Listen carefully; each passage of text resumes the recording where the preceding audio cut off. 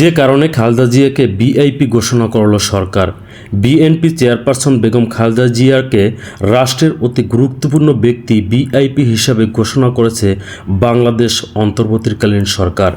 এ বিষয়ে মঙ্গলবার ২রা ডিসেম্বর প্রধান উপদেষ্টার প্রেস ইয়ং থেকে দেয়া এক বিবৃতিতে কারণ উল্লেখ করা হয়েছে। বিবৃতিতে জানানো হয়, আজ প্রধান উপদেষ্টার সভাপতিত্বে রাষ্ট্রীয় অতিথি ভবন যমুনায় উপদেষ্টা পরিষদের একটি বিশেষ বৈঠক অনুষ্ঠিত হয়েছে।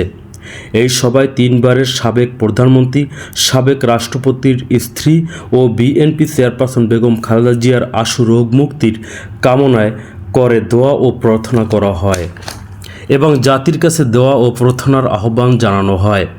সবাই খালেদা জিয়ার বর্তমান শারীরিক অবস্থা বিবেচনায় হাসপাতালে তার নির্বিঘ্ন চিকিৎসা, প্রয়োজনে উন্নত চিকিৎসার জন্য বিদেশে নিয়ে যাওয়ার পরিকল্পনা, তার নিরাপত্তা ও যাতায়াতের সুবিধা এবং উচ্চ মর্যাদা বিবেচনায় তাকে রাষ্ট্রের অতি গুরুত্বপূর্ণ ব্যক্তি ভিআইপি ঘোষণা করার সিদ্ধান্ত নেওয়া হয়।